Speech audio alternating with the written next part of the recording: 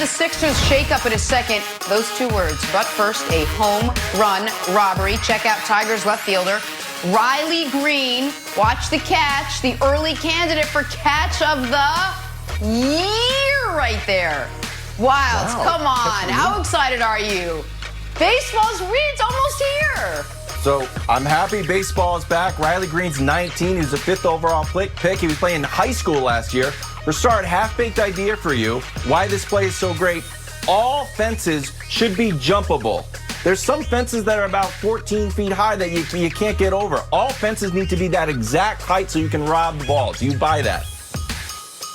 I buy it for the most part, although I do like when you see the occasional guy kind of walk up the fence, like he'll put his foot on the fence and climb it a little bit. Oh, like Bo Jackson to make style. A catch. But yeah, so I don't want to lose that completely, but this catch was spectacular. All right, on to some football where we are over the hill. Chiefs wideout Tyreek Hill getting mossed by a high school student at his football camp down in Texas. Nick, I'll ask you this. Generous move by Tyreek or concerning move out of your guy, Tyreek? Well, listen, Tyreek don't play DB. It's not his job to stop that, but he was trying to, though, and that 10th grader went up and got it. I mean, Broussard, this was not him letting him do it. He's trying to stay with him step for step. He leaps at the right time, and the high school kid just beats him to it, Broussard. Well, the first thing that surprised me, how'd he get behind Tyreek Hill? How about that? You know, I mean, that was impressive, number one. And the catch was great, but you know where I'm at. The gloves. I'm starting to think I could play in the NFL with these gloves now. Man. I mean, my goodness. Is he making that catch barehanded? Is he making that catch barehanded? Anti-glove. Are you winning the Iditarod without the dogs? Like, what does it matter? They let him wear gloves. All right, guys, watch this. Look at this. Lonzo Ball and Zion Williamson, Zoe to Zy, working on their chemistry down in Orlando. I just made that up. Nick, you're a team chemistry guy. Zion looks good here. Oh, listen, and he looks good, and Lonzo's going to continue to blossom in New Orleans. But, Wilds, you raised an interesting point about a bounce pass on the inbounds and how rare this result is. Never seen it. Also, isn't it a scrimmage? You don't know that play is coming to defend, Broussard? You're right. I mean, it's not a common play that you see, but look, the bottom line is this tandem, as Nick said, is tremendous. Lonzo Ball's in the perfect place for himself. He's got Zion to throw to, Brandon Ingram, Drew Holiday. I love what they're doing down in the Bayou. I also love hooded spandex outfits. Let's get to we knew that about you. To the Sixers shakeup. Head coach Brett Brown revealed this little nugget yesterday, said he's shaking things up on the roster, playing Ben Simmons exclusively at power forward during practices down in Orlando. So with Shake Milton, the starting point guard, once the season resumes. Nick, you surprised the Sixers are tweaking the roster heading into this restart? Well, I'm moderately surprised. And let me say on the front end, this is probably the right move. This is probably what they needed to do, and Shake Milton kind of burst onto the scene when he had a near 40-point game when they were playing the allegedly great defense of the Clippers, and he just kept hitting threes on them in the second half. And you were trying to find out fits. But this does, to me, put a real exclamation point on the failures of Ben Simmons and a guy everybody likes, but their GM Elton Brand.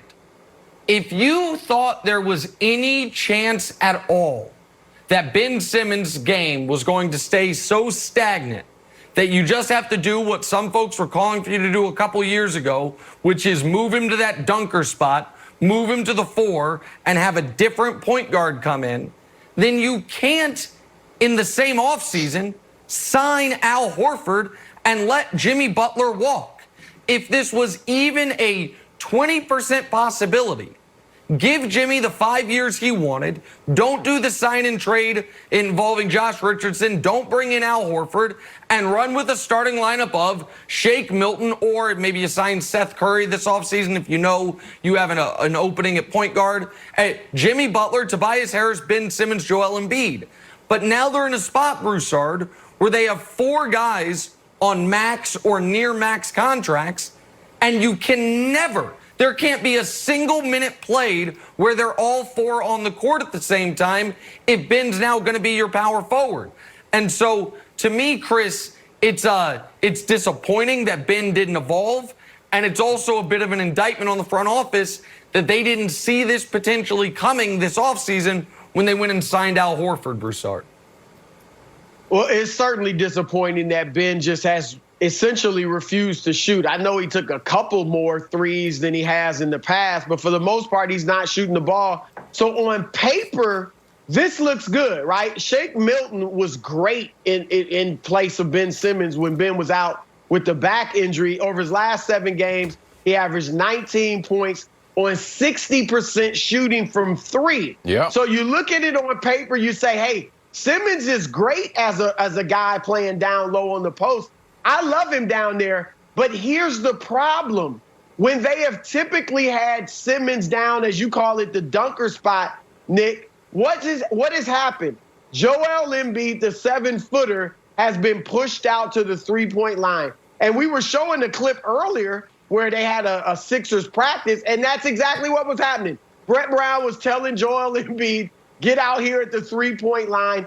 I hate that, okay? Every once in a while, yeah, it's fine for Embiid to step out and shoot the 3. But if he's at a steady diet of being at the 3-point line, he might as well be 6'4" instead of 7 feet tall. You nullify his greatest strength, which is he's probably the best big man down low scorer that we have left in the league. So if this is old school basketball, and this reeks of a little bit of desperation, a change like this late in the season, if they want to go old school and play Simmons and Embiid around the paint, they don't have to both be down low. One can be on the elbow. But if you want to play both of them around the paint and then have Tobias Harris and Shake Milton as your shooters, and if you want to throw in Josh Richardson, I guess he hadn't shot it well from 3 this year, but you got your shooters around your 2 bigs. Play that way. Play old school. Run when you can. Push it when you can. And in the half court, go old school. That will make you unique. Teams don't know how to deal with that nowadays. And see what that gets you. But if you're going to push Embiid out to the 3-point line because Simmons is near the basket, then it's not going to work. I thought it was interesting that you said it reeks of desperation, because that's what I kind of feel like too, but I think this is the right move. We all know that the Sixers are like a car with duct tape on the window. If you've ever had that, Nick, I know you grew up with beautiful cars, but if you ever had to put some duct tape on your window, it works surprisingly well. But you know it's not the long-term solution. And I think Shake could work. We saw him hang 39 on the Clippers and Patrick Beverley, where I promised I would never say a negative thing about Patrick Beverley, but he did put 39 on the Clippers. He hit 13 straight threes over 3 games, so he tied the NBA record. And we know, like, look, now we've got a traditional point guard. And I know everyone's going to say, like, no, we've talked about this, Broussard. They're 29-2 at home. It's less schematic and more of like a mentality. Like, yeah, maybe. I think that's a valid point. But, Nick, they've only got a 5% chance at winning the title. Brett Brown's job, it can go either way if they get knocked out. I say shake it up. No pun intended. I know we've got it on the bar. Shake it up and give it a shot. And I think these first 8 games, we're going to see if they're going to go this way or not. Again, and that's why I also think these 8 games are going to be kind of boring, because it's just going to be a lot of experimentation from the Sixers. Listen, I get that they are trying to shake the snow globe to a degree and see if they can get a better result. And part of this probably is Brett Brown hitting the emergency parachute, because he knows if they go out in the first, maybe even the second round, he could be gone. But everything Broussard, you and Wildes described works so much better if Jimmy Butler is there instead of Josh Richardson. You described them being able to play old school basketball with no Al Horford. Like, at this point, your 4-year, $107 million, I think it was, deal with Al Horford looks like total wasted money. And the Sixers, I think, fail to recognize this. They have one potentially transcendent player on their team. It's Embiid. And their big struggle is, can we show it? Is when Embiid is out there without Simmons or Horford, they are spectacular. Plus 14 points in their net rating. If he is out there with either one of them or with both of them, they are the definition of a league average team. And I think part of that is because when he is out there without either one of them, to Broussard's point, he is down on the block doing what he is built to do. When he's out there with Horford, he breaks away from the rim more. When he's out there with Simmons, if Simmons isn't playing out on top of the key, he breaks away from the rim more. So I understand why Philly is trying to press this emergency button, but you would like the franchise to have had some foresight this summer, know that this was a possibility, not bring in another big if there was a chance Ben Simmons was going to be moved to that power forward spot, Jenna. And I echo the point. The season on the line, Brett Brown's job, maybe Elton Brand's job on the line for this restart. Let's get back to some football where you'll never guess who's got Tom Brady as a top 5 quarterback in the league. I mean, besides Wilds and Giselle, of course. Next on First Things First.